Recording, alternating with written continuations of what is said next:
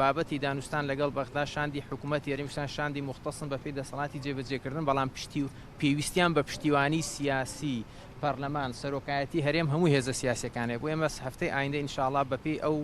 بابزانین مەجالەکان چۆنە بە شاندێکی باڵای پەرلەمانی کوردستان ئەکە نوێنەرایەتی با بڵێن بەشێک لە هەموو فراکسیۆنەکان بەشێک لە فراکسیۆنەکان سەردانی بەغدا ئێمە چاوەڕێی ئەوەین ئەم مۆزوعی ڕێککەوتن لەسەر بەشەبوجێ هەرێمی کوردستان چکە وەزان گفتوگۆکان بەردەوامە ینی دانیشتن لە پێوانە بگەینە نەتیجەیەک چاوەڕێی ئەوەین کۆبنەوەی ئەنجومەنی وەزیرانی عێراق بزانین ئەوان چۆن مامەڵە لەگەڵ ڕەشنووسی بودجێ 2021کەن و ئەو ڕێککەوتنە بەبدەئی کە شاندی تەکنیکی حکوومەت یاریمی کوردستان کردوێتی ئایا لە کۆبنەوەی ئەنجومەنی وەزیرانی عێراق تێ ئەپەڕێت چکە گرنگ ئەوەیە کە بگاتە پەرلەمان لە پەرلەمان پێویستی بە پشتیوانێکی سیاسی هەیە بێگومان هەر جۆر دانیشتێک و لێک نزیک بوونەوەیەکی لایەنە سیاسەکان کاریگەری پۆزیتیڤی لەسەر کوی دۆخی سیاسی کوردستان هەیە بۆی دڵنیا بنەوە دۆخی سیاسی کوردستان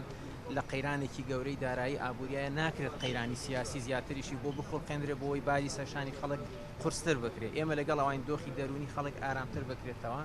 لێکتەی گەیشتنمان حیوارمان لەگەڵ یەکتریە بێ با ناکۆکیش بین لەگەڵ یەکتری با جیاوازی بیر و بۆچوونیشمانە بێ با جیاوازی ئەولیاتشمانە بێ بەڵام دیالۆگێکی مەدەنیانەمان لەگەڵ یەکترا بێت چ لەسەر ئاستی پەرلەمان چ لەسەر ناو حکوومەت چ لەسەر ئاستی لایەنە سیاسیەکان بۆیە ئێمە پشتیوانی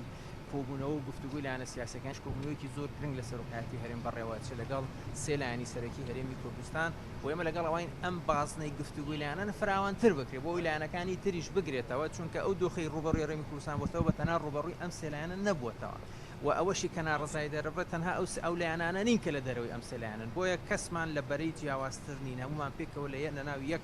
لە ناو یەک بەران کە بەرەی بەرژەوەندیەکانی خەڵکی کوردستانە پێویستەوە بە حیوار بتوانین ڕێگە چارەیەک بدۆزینەوە ئەزمەکان تێپەڕین